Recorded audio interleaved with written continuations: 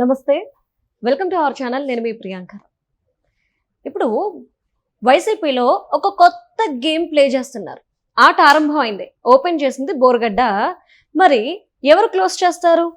బోరుగడ్డతో పాటు ఇంకెంతమంది బయటకు వస్తారు అనే ఒక చర్చ తెర వెనుక నడుస్తుంది. అయితే కొంతమంది అంటున్నారు, సజ్జల రామకృష్ణారెడ్డిని బయటకు పంపడం కోసం విజయసాయిరెడ్డి వెనుకుండా ఆడిస్తున్న ఆటలో బోరుగడ్డ కూడా ఒక భాగం అని చెప్పేసి ఆయన ఎగ్జిట్ అయితే రీఎంట్రీ ఇవ్వడం కోసం అని చెప్పి కొంతమంది అంటున్నారు. సో మరి ఇది సక్సెస్ అవుతుందా లేదా? ఎందుకు బోరుగడ్డ నాకు అన్యాయం జరిగింది, సజ్జల గారు నన్ను జగన్మోహన్ రెడ్డి గారిని కలవనివ్వట్లేదు, గేట్ దగ్గర ఆపుతున్నారు, నేను ఆయన కోసం కేసులు పెట్టించుకున్నాను, జైలుకి వెళ్ళాను అని చెప్పేసి అంటున్నప్పుడు మరి బోరుగడ్డ మాటల్లో న్యాయం ఎంత ఉంది తెలుసుకుందాం. సీనియర్ జర్నలిస్ట్ దుర్గా కుమార్ గారు మనతో పాటు ఉన్నారు, ఆయన అడుగుతాం. నమస్కారం సార్. నమస్తే అమ్మా. సార్, అంటే ఇప్పుడు బోరుగడ్డ వాదిస్తుంది ఏంటి అంటే సజ్జల ఎవరిని కూడా జగన్మోహన్ రెడ్డి గారిని కలవనివ్వట్లేదు, అసలు గ్రౌండ్ లెవెల్లో ఏం జరుగుతుందో జగన్మోహన్ రెడ్డి గారికి తెలియకుండా ఒక అడ్డుగోడగా నిలబడింది ఎవరైనా ఉన్నారు అంటే అది సజ్జల అని చెప్పేసి బోరుగడ్డ అంటూ ధర్నా చేస్తున్నాడు. అయితే చాలా మంది దీన్ని విజయసాయిరెడ్డికి కూడా లింక్ పెడుతున్నారు. కానీ అసలు వాస్తవం ఏంటి? చాలా మంచి ప్రశ్న అమ్మా. కానీ జనం అనుకుంటున్నట్టు అక్కడ ఇతని పాత్ర బోరుగడ్డ అనిల్ ఒక మాట చెప్పాడు. జగన్మోహన్ రెడ్డి గారు స్వయంగా అంతకుముందు నేను చంద్రబాబు గారి గురించి, లోకేష్ గారి గురించి, పవన్ని తిట్టిన సమయాల్లో తిట్టమని చెప్పింది ఆయన. ఆ రోజు నాకు ఆయన నీళ్ల సీసా మూత తీసి ఇచ్చాడు, కాఫీ ఇచ్చాడు స్వయంగా. మొన్న నేను వెళితే అంతకు మధ్యలో నువ్వెవరని అడిగాడు, చెప్పాడు. ఓకే, ఆఫీస్కి వెళ్తే నువ్వెవరని అడిగాడు. నేను బోరుగడ్డ అనిల్, నేను మర్చిపోయారా అన్నాను. నువ్వు ఇక్కడికి రావద్దు అన్నాడు. జగన్మోహన్ రెడ్డి స్వయంగా చెప్పాడంట. అలాంటప్పుడు సజ్జల రామకృష్ణారెడ్డి పాత్ర చాలా, అంటే పాత్ర లేదు అనే చెప్పచ్చు. తనకి జగన్మోహన్ రెడ్డికి ఎవరినైనా వాడుకుని అవసరం తీరగానే అవతల పడేయటం అలవాటు. అది బోరుగడ్డ అనిల్ అతని బంధువే కావచ్చు, కానీ బోరుగడ్డ అనిల్ని ఎంత గరిష్టంగా ఉపయోగించుకోవచ్చో అంత గరిష్టంగా ఉపయోగించాడు. ఇంతవరకు మన రాష్ట్ర చరిత్రలో అయితే అటువంటి నీచమైన బూతులు మాట్లాడిన సందర్భం మనం చూడలేదు. అయితే ఇక్కడ చెప్పాడు అతను బోరుగడ్డ అనిల్, అది నా మాటలు కాదు, జగన్మోహన్ రెడ్డి చెప్పిన మేరకే నేను మాట్లాడాను. సజ్జల రామకృష్ణారెడ్డి కూడా చెప్పాడు, అంతే తప్ప నేను స్వయంగా మాట్లాడింది కాదు అని చెప్పాడు. కాబట్టి మీరు అన్నట్టు సజ్జల రామకృష్ణారెడ్డిని పక్కకు పంపటానికని కాదు, బోరుగడ్డ అనిల్ పరిస్థితి చాలా క్లిష్టంగా మారింది. పరిస్థితి తన సొంత కుటుంబంలోనూ బంధువుల్లో కూడా అతనికి విలువ లేకుండా పోయింది, సమాజంలో విలువ లేకుండా పోయింది, రక్షణ లేకుండా పోయింది. సొంత బంధువులు అతను సోషల్గా బాయ్కాట్ చేశారు. సార్, మీరు అన్న దాంట్లో నా క్వశ్చన్ ఏంటి అంటే, బోరుగడ్డ అనిల్ చెప్పిందంతా జగన్మోహన్ రెడ్డి గారు చెప్తేనే చెప్పారు, ఆయన మాటలు అనేసి అంటున్నారు అనే ఓకే.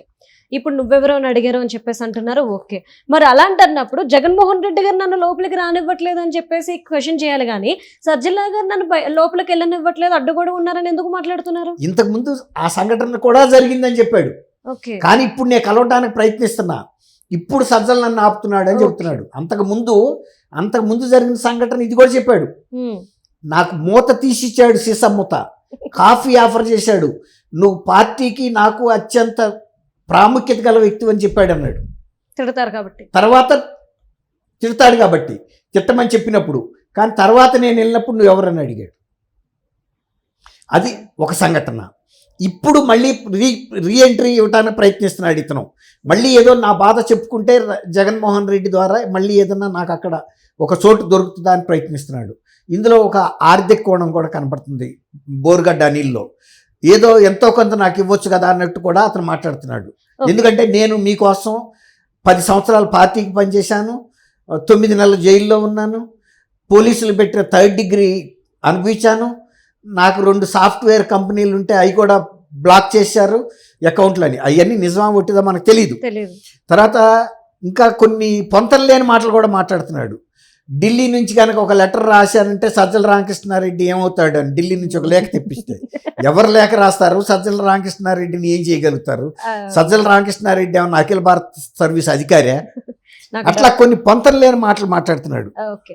అంటే సార్ నాకు ఒక చిన్న డౌట్ ఏంటి అంటే నిజంగా చాలా మంది అంటున్నారు సజ్జల గనుక పార్టీ నుండి ఎగ్జిట్ అయితే విజయసాయి రెడ్డి గారు రీఎంట్రీ ఇవ్వడం కోసమే బోరగడ్డని ముందు పెట్టి ఒక ఆట ఆడుతున్నారు, బోరగడ్డ ఓపెనర్, ఇలా బోరగడ్డ వెనుక బయటకు వచ్చే వాళ్ళు చాలా మంది ఉన్నారు అని చెప్పేసి అంటున్న వాళ్ళు కూడా ఉన్నారు. ఇప్పుడు మీరు దీనికి ఏమంటారు? ఇంకొకటమ్మా, సజ్జల రామకృష్ణారెడ్డి పాత్ర ఏంటో జగన్మోహన్ రెడ్డికి తెలుసు.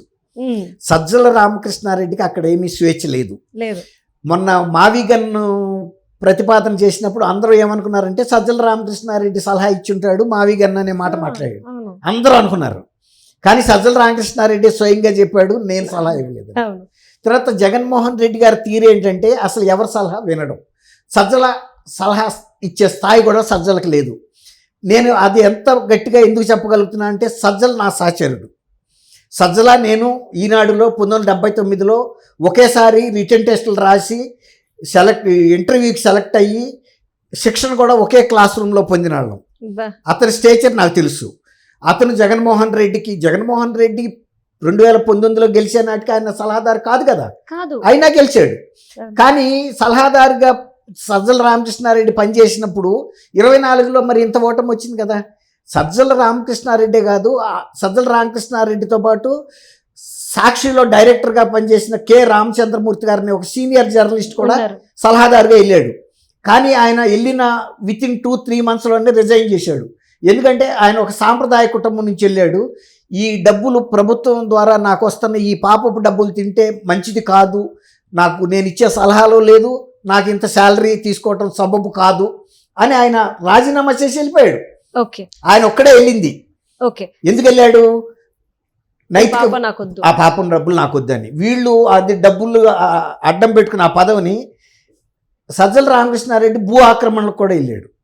అది స్వాధీనం కూడా చేసుకున్నారు. దేవాదాయ భూములు ఉన్నాయి, అందులో ఇరిగేషన్ భూములు ఉన్నాయి, అటవీ భూములు ఉన్నాయి, సీకే దిన్ని దగ్గర ఇంకా అనేక సార్లు చేశాడు. తప్పులేదు. ఒక చీఫ్ సెక్రటరీగా పనిచేసిన వ్యక్తే జగన్మోహన్ రెడ్డి గారి కార్యాలయంలో రోజు ఈ భూ కబ్జాల గురించి జరుగుతున్న చర్చలు విని ఆయన కూడా స్ఫూర్తి పొంది వైజాగ్ వెళ్ళి 300-400 ఎకరాల ఎస్ఐన్ భూములు వాళ్ళ కొడుకు పేరు మీద రాసుకున్నాడని మూర్తి యాదవ్ అని జనశక్తి జనసేన కార్పొరేటర్ కూడా పెద్ద యాజిటేషన్ చేశాడు. కాబట్టి ఇతను బోరుగడ్డ అనిల్ వెళ్తే జగన్మోహన్ రెడ్డి గారు రామకృష్ణారెడ్డిని ఆ పోస్టులోంచి పీకేస్తే ఇతను వెళ్తాడు విజయసాయి రెడ్డి ఆ పార్టీలోకి వెళ్ళడం. విజయసాయి రెడ్డి జగన్మోహన్ రెడ్డిని జీవితంలో నమ్మడు, ఆయన చేతి కిందకి వెళ్ళడు. తను సొంత పార్టీ పెట్టుకుంటాడు, లేదంటే ఇంకేదైనా జాతీయ పార్టీలో చేస్తాడు. సార్ ఇంకో డౌట్ ఉంది సార్. చెప్పండి. విజయసాయి రెడ్డి గారి గురించి మాట్లాడినప్పుడు సజ్జల గురించి చెప్పారు, ఇప్పుడు ఓడిపోయింది కదా అని. అసలు పార్టీ 2024లో ఓడిపోవడానికి రీజనే సజ్జల అని చెప్పేసి పార్టీ నాయకులు కార్యకర్తలు అందరూ అంటున్నారు కదా.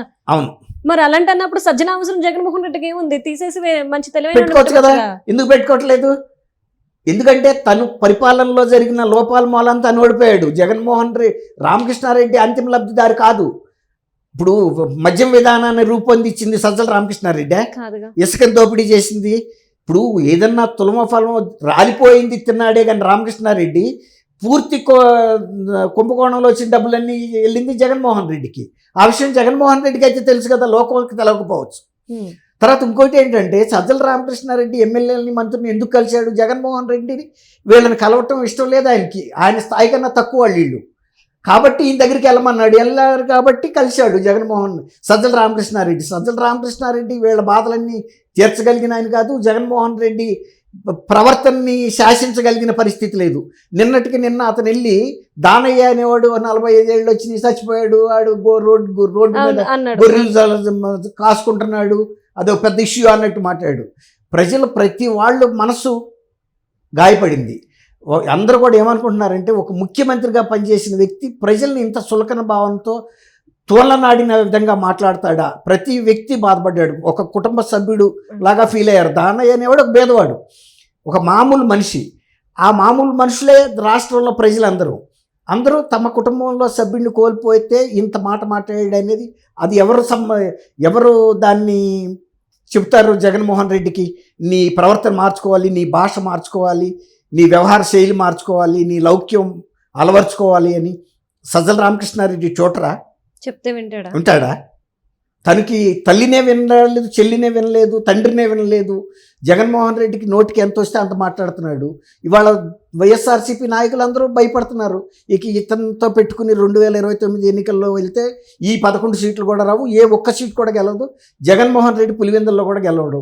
అలాంటప్పుడు ఈ పార్టీని నమ్ముకోవటం మనం అనవసరం. అతను మాట తీరే రావట్లేదు పబ్లిక్లోకి వెళ్తే. ఇవాళ దేవరపల్లి వెళ్ళి ఒక అలగా జనాల్ని, అరాచక జనాన్ని వేసుకెళ్ళి సీఎం జై జగన్, రైతుల సమస్యల గురించి చర్చ జరగటం లేదు. నిజంగా నీకు రైతుల సమస్యల మీద చిత్తశుద్ధి ఉంటే అనేక రాజకీయ పార్టీలలో రైతు సంఘాలు ఉన్నాయి, వాళ్ళ ప్రతినిధుల్ని తీసుకెళ్ళి చక్కగా చర్చించు, అందరికీ అర్థమయ్యేటట్టు చెప్పు.